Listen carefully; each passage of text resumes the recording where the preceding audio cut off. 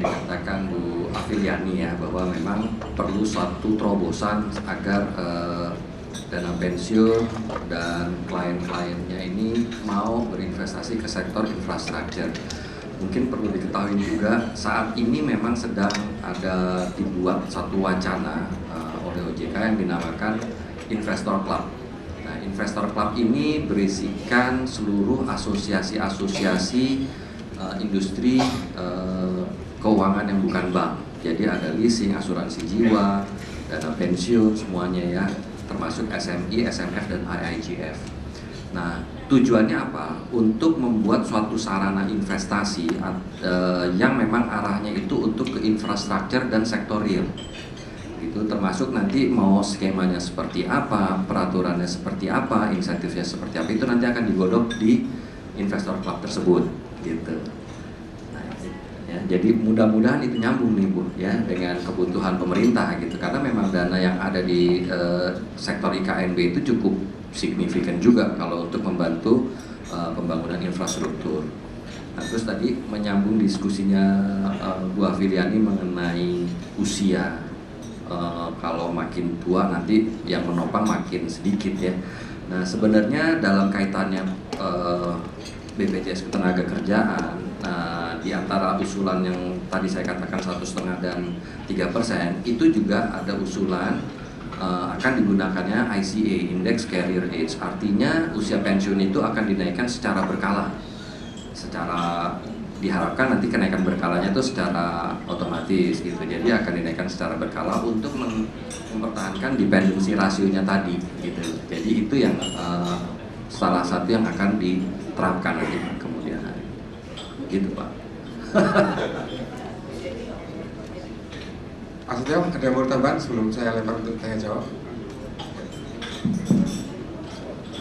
Jadi kami dengan Tugu Mandiri itu sudah bekerja sama dengan antara lain tadi yang belum saya sebutkan itu ada asuransi jiwanya juga, ada kewajiban pekerja. Ya intinya bahwa so far itu tepat janji lah. Jadi ada promosinya sedikit nih Pak ya di sini ya.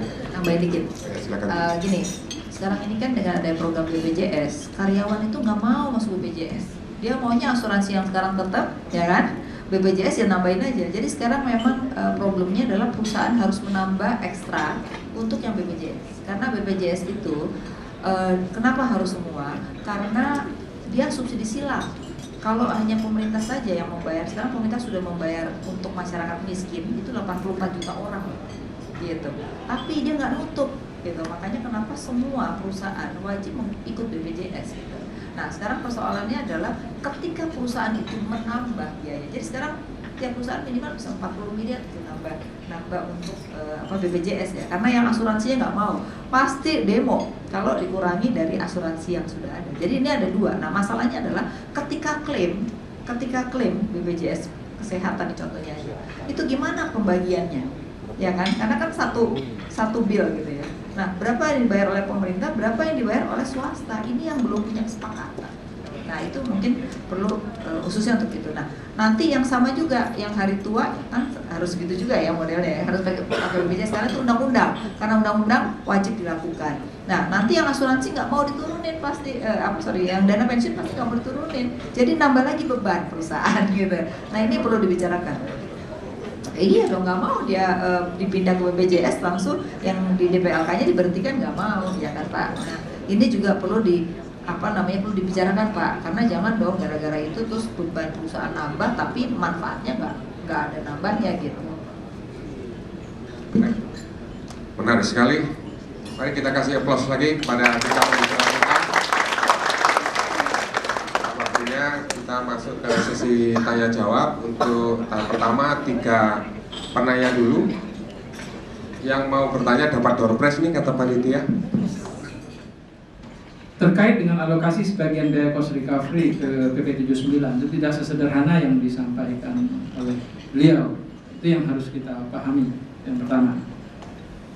Yang kedua, ada sedikit kontradiksi antara ketentuan tentang pesangon di dalam Undang-Undang Nomor 13 Tahun 2003 bahwa itu adalah minimum, sebagai minimum yang harus diberikan oleh perusahaan. Sementara mungkin di beberapa perusahaan sudah menerapkan di atas syarat minimum itu.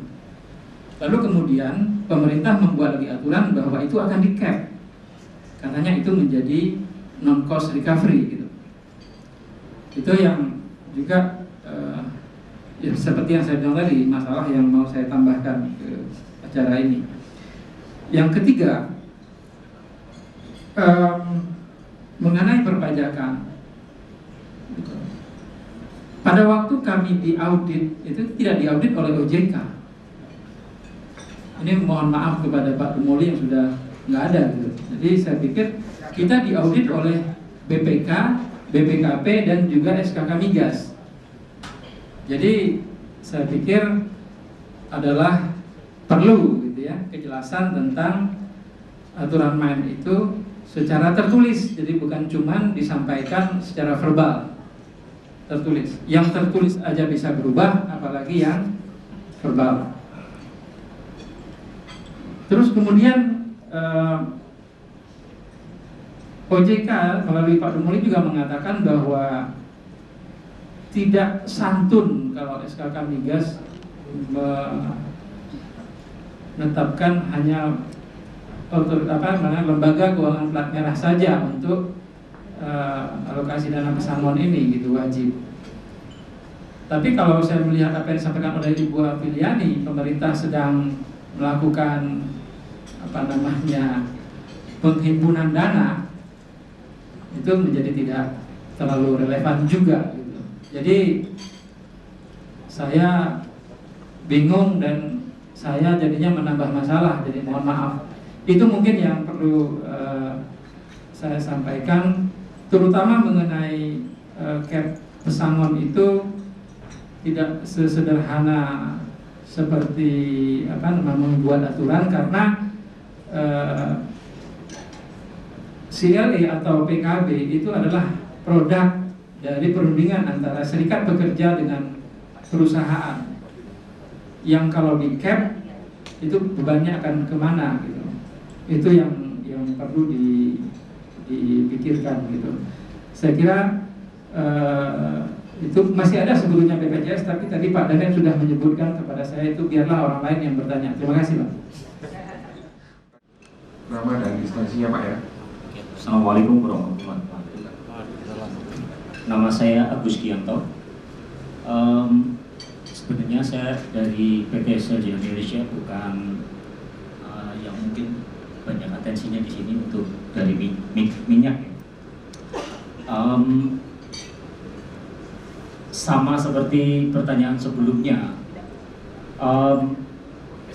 tadi disebutkan dari OJK itu terkait dengan teks sudah disebutkan clear.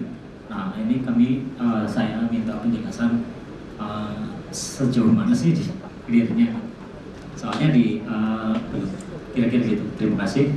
Assalamualaikum warahmatullahi wabarakatuh. Pagi mestinya. Jadi Bu, di Pertamina ini kami dalam proses mengevaluasi DPLK yang tadi Pak Dono sebutkan. Ada 6 DPLK yang bekerja sama dengan kami, dan kami cukup tercengang Bu, ternyata dari 6 DPLK itu sedikit yang berinvestasi atau yang memberikan paket saham Bu. Padahal kami tahun lalu kita sempat mengadakan sebuah acara financial planning awareness Bu, untuk memberikan edukasi ke pekerja bahwa hari tua itu tidak lagi beban perusahaan, tapi harus kita sama-sama Bu mempersiapkan hari tua. Makanya kita mengadakan acara financial planning awareness. Di situ dinyatakan bahwa saham itu the best investasi untuk hari tua. Memang fluktuasi, tapi in the end dia meningkat. Nah, ini kontradiksi Bu dengan ilmu yang kami dapatkan kemarin. Padahal kami sudah mengedukasi pekerja kami, coba tergantilah paket investasinya di DPLK itu yang sebagian ada sahamnya gitu. terutama untuk yang masih muda Bu, yang jangka waktu untuk menikmati manfaat pensiunnya ini masih jauh. Tapi ternyata dari 6 DPLK bahkan yang katanya the best DPLK di Indonesia itu dibilangnya ada saham, tapi ternyata setelah kita kulik lebih jauh, kita datangkan bagian investasinya, kita tanya, ternyata belum sampai ke saham. Nah, apakah memang di peraturan dana pensiunnya untuk DPLK ini tidak langsung boleh halus ke saham, atau paling tidak hanya reksadana, atau bagaimana? Kami cukup tercengang dan kecewa Bu pada saat kemarin kita sempat evaluasi DPLK. Nah, yang kedua untuk Pak Danet, mungkin sempat serupa pertanyaannya dengan yang pertama. Untuk yang PPOKP tadi teksnya sudah jelas, kita bisa tax saving seperti dana pensiun PPIP. Nah, untuk skim ininya Pak, 80% yang harus dianuitaskan, apakah pola itu juga berlaku untuk PPOKP? Karena sekali lagi seperti di PKB kami yang namanya pesangon itu lapsang. Kalau kita harus akhirnya sama persis aturannya, pasti ini akan ditentang oleh pekerja. Untuk Pak Dono tidak perlu karena nanti bisa ditanyakan. Terima kasih. Yang di non cost recovery kali itu kan juga terkait dengan perjanjian kontrak kerjasama juga. Sebenarnya pertanyaannya sama ini, saya sama Pak Umar Khattab ini, pertanyaan saya ya sama karena Pak Umar itu Pak. Jadi kalau diminta menanggapi nanti nggak tepat. Ini yang paling tepat ini sebenarnya Pak Demoli yang ada di sini kan gitu, karena beliau yang menyampaikan gitu. Jadi saya mungkin tidak akan menanggapi Pak, karena saya permasalahannya sama. Kami juga dari industri migas juga. Baik, Pak Danet. Iya, mungkin menanggapi sedikit Pak Umar, kalau masalah cap ya saya juga nggak tahu ya Pak ya kalau itu di cap ya, karena bukan domain kita. Tapi saya juga baru dengar kalau ada untuk industri migas itu ada cap manfaatnya ya Pak ya. Kalau sebelumnya kan memang nggak ada ya Pak ya. Kalau tiba-tiba sekarang muncul, saya juga nggak tahu. Jadi nanti saya juga mesti lihat juga gitu Pak. Kemudian kalau masalah perpajakan, ya ini juga mungkin menjawab sekaligus Pak Agus. Agak sedikit teknis memang dalam pelaksanaannya ya, memang belum ada hitam putihnya, tapi memang yang kita gunakan di sini adalah dalam melaksanakan PPUKP di dalam DPRK ini, kita koridornya tetap koridor yang namanya dana pensiun, dan manfaat yang kita bayarkan pun juga bunyinya manfaat pensiun. Karena itu koridornya dana pensiun dan manfaatnya manfaat pensiun, dikatakan di situ manfaat pensiun itu karena memang dalam ranah DPRK, sehingga manfaat pensiun itu tunduk kepada peraturan perpajakan pensiun. Nah, itu yang kita gunakan. Nah, kemudian memang di dalam setiap peraturan dana pensiun di setiap DPRK, nah, DPRK itu punya yang namanya peraturan dana pensiun atau kita katakan PDP. PDP itu adalah suatu peraturan dana pensiun yang keberadaannya harus disahkan oleh, kalau dulu oleh Kementerian Keuangan, kalau sekarang oleh OJK. Nah, di dalam peraturan dana pensiun itu saat ini ada beberapa DPRK yang sudah mulai merubah. Ada bunyinya bahwa kegiatan usaha itu boleh melakukan program pesangon dan juga pembayaran manfaat itu sesuai dengan yang ada di dalam KKB atau peraturan perusahaan atau perjanjian kerja bersama. Nah, itu harus ada di dalam PDP-nya setiap DPRK. Kalau itu belum ada, maka dia belum bisa melakukan pengelolaan PPUKP. Nah, dengan adanya statement itu artinya setiap perusahaan yang mempunyai janji pembayaran manfaat pesangon kepada perusahaan yang DPRK yang melakukan pengelolaan PPUKP akan tunduk kepada kesepakatan tersebut.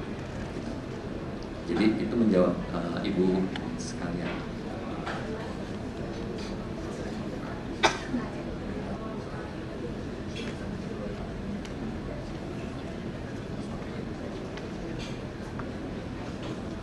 dari Bu Afilani. Gini Mbak, mungkin saya melihatnya gini ya, kebanyakan mungkin DPLK ini belum semuanya menempatkan orang yang sesuai. Kadang-kadang kita menempatkan orang dari dalam kita di sana gitu ya. Itu makanya kenapa OJK bilang sekarang ini wajib anak-anak perusahaan, terutama kaitan DPLK, asuransi, itu harus menempatkan malah orang yang kualitas 1. Bank boleh kualitas 2-3 karena bank paling tidak sudah berjalan dengan baik sistemnya gitu. Nah makanya sekarang diharapkan, saya pun di salah satu perusahaan juga begitu, sekarang mencoba melihat bahwa kualitas daripada direksi, daripada anak-anak perusahaan termasuk DPLK itu harus yang berkualitas ya. Karena apa? Resikonya juga kan orang mengambil keputusan treasury itu sangat tinggi resikonya ya. Tadi kalau Mbak katakan bahwa ada yang cuma beraninya di situ saja ya. Memang itu tadi ada kaitannya dengan penempatan orang juga gitu. Nah, jadi mungkin menurut saya perusahaan-perusahaan lah yang harus pintar-pintar memilih DPLK mana yang memang memberikan manfaat yang besar. Kan itu bisa kita lihat sebenarnya ya. Nah, kemudian juga sekarang ini banyak penawaran-penawaran, nah kita harus pintar-pintarnya untuk juga melihat itu gitu. Jadi kalau tadi dari 6 ya, nah, nanti harus dilihat kembali manfaatnya apa dong gitu. Nah, mungkin bisa diusulkan untuk yang saya sampaikan tadi gitu. Harusnya di saham tuh nggak ada aturan, tetapi kan ruang geraknya masih terlalu kecil. Saya rasa di sahamnya masih kecil sekali, dan itu sebenarnya potensinya masih sangat besar gitu. Tadi yang Mbak bilang bahwa saham tuh memang naik dan turun, asal kita bicara jangka panjang pasti bagus ya. Memang harus lihat juga prospek terhadap perusahaan-perusahaan emitennya gitu, dan orang kan bisa lihat tren emiten apa sih yang akan cenderung bagus di masa yang akan datang. Ponamin Ibu mengenai investasi. Memang saat ini banyak DPRK yang belum berani menawarkan investasi ke saham. Jadi seperti yang dikatakan Bu Afiliani, karena mungkin terkait dengan human resource-nya gitu loh. Jadi dalam pemilihan provider DPRK itu harus menjadi salah satu yang dilihat syarat gitu. Di dalam POJK nomor 3 tahun 2015 tentang peraturan dan investasi dana pensiun yang baru, itu sudah diwajibkan bahwa pengelola dana pensiun itu memiliki sertifikasi, kalau nggak risk management ya sertifikasi manajer investasi gitu. Jadi arah kesananya sudah ada. Supaya kenapa? Supaya bisa menjelaskan ke klien-klien kita atau meyakinkan klien-klien kita bahwa investasi di saham itu sebenarnya menguntungkan. Kalau kita lihatnya jangka panjang, kalau kita ngelihatnya hari ini, terus besok kita lihat, terus kalau nggak nanti sore kita lihat, ya kita deg-degan sendiri, jantungnya mau copot rasanya kan gitu. Tapi kalau kita ngelihatnya 5 tahun, 10 tahun, pasti naik, gitu loh, pasti naik lah gitu. Ya, jadi itu yang sekarang ada di dalam POJK itu kita sudah wajibkan itu semua. Baik, terima kasih. Bagaimana Pak Umar, Pak Agus, Bu Tia? Sudah menjawab? Baik, masih ada waktu. Kalau misalkan ada yang mau bertanya lagi, silakan. Udah ngerti semua ini Pak. Udah ngerti semua. Baik, terima kasih. Talk show yang kita lakukan pada siang hingga sore ini sudah selesai. Terima kasih kepada Pak Setia Widodo, Pak Danet, Bu Afilani. Kita kasih aplaus lagi buat para pembicara kita. Saya selaku moderator, Tontowi dari Business Review. Jika ada salah-salah kata, saya mohon maaf yang sebesar-besarnya. Saya kembalikan pada Bapak acara. Assalamualaikum warahmatullahi wabarakatuh. Terima kasih Bapak Tontowi Johari, dan mohon kepada para narasumber dan moderator untuk tetap berada di tempat. Demikianlah kita saksikan bersama di PLK Client Gathering bertajuk Strategik dan Optimalisasi Program Pensiun untuk Kompensasi bagi Karyawan. Terima kasih juga untuk para pembicara dan moderator yang telah memberikan wacana yang luar biasa bagi kita semua. Dan kepada Bapak Setio Wardono, Bapak Danet Fitrianto, Ibu Afiliani serta Bapak Tontowi Johari, terima kasih sekali lagi kepada Anda semua yang telah memeriahkan suasana pada sore hari ini, dan kepada Bapak Direktur Utama Asuransi Jiwa Tugu Mandiri, Bapak Doni J. Subakti, untuk berkenan memberikan kenang-kenangan. Kepada Bapak Setia Wardono, tetap bersama kami di sini karena akan ada Begitu banyak door prize yang menarik bagi Anda semua.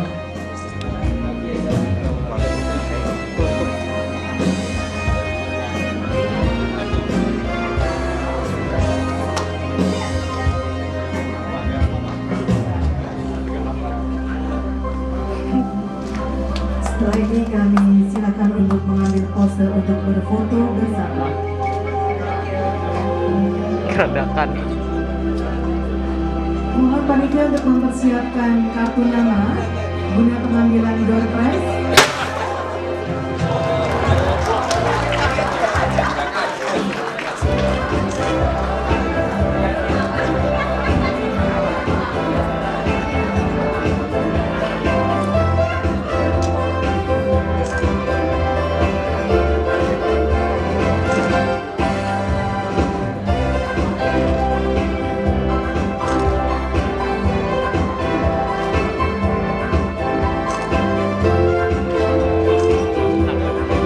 Kepada Ibu Afilian, Bapak Satyo Wardono, Bapak Danet, dan Bapak Tantowi Jauhari, serta Bapak Doni Desukati untuk berkenan mengambil satu kartu nama dalam fishbowl.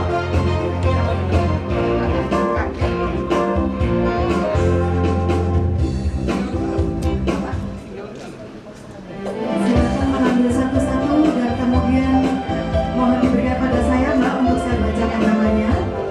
Akan mendapatkan 5 buah polo shirt dari Arnold Palmer.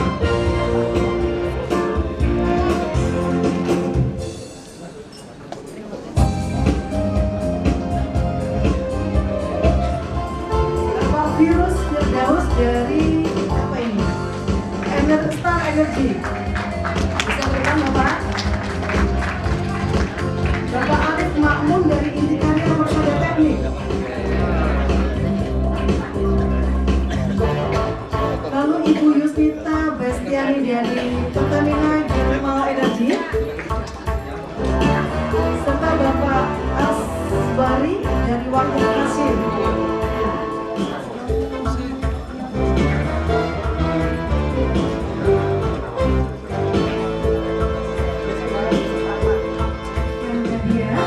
Dan yang berhasil mendapatkan polo dari Palmer adalah Bapak Beni S. Hidayat.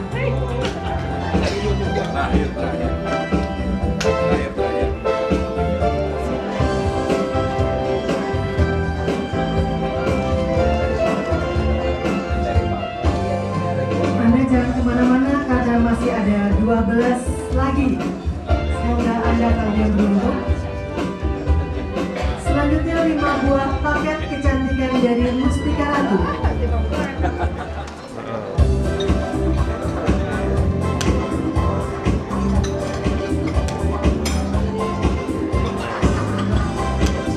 Kalau tadi kebanyakan bapak-bapak yang mendapatkan door prize karena memang cocok sekali polosnya.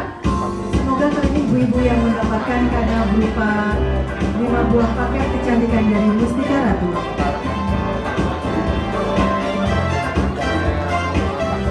Lagi-lagi laki-laki, Bapak Ferry Songkotan dari Vivo Indonesia. Bapak Ferry Songkotan, dan kemudian Bapak Johan Aryadi dari PT Indikaria Persada Teknik. Selanjutnya Ibu Tri Lestari dari CG Indonesia. Dan keempat adalah Ibu Neneng Hamida dari Pertamina. Dan yang terakhir Ibu Belinda Adisti Utari dari Energi Nasional Indonesia Persero. Silakan yang dipanggil namanya untuk mengambil hadiah.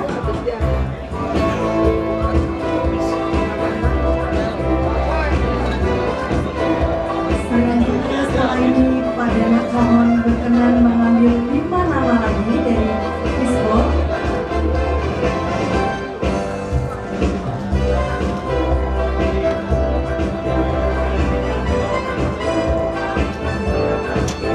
Pak Danet menambahkan voucher berlangganan majalah bisnis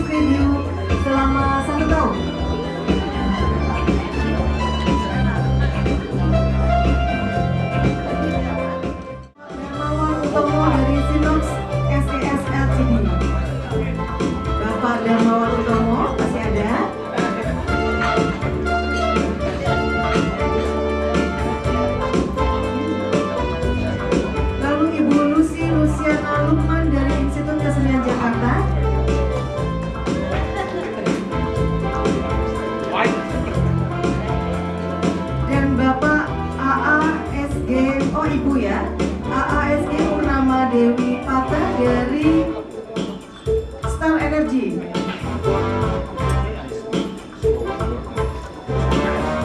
Dan Ibu Ken Mutia Fitriati dari Pertamina. Ken Pertamina rata ya Bu ya. Dan dari Premier Oil Ibu Elmi Yanti. Dan 1 tahun majalah Bisnis Review.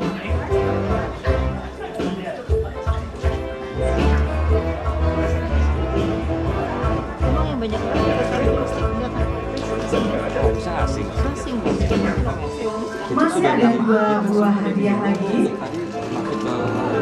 Grand door prize. Pagi-pagi bangun dulu.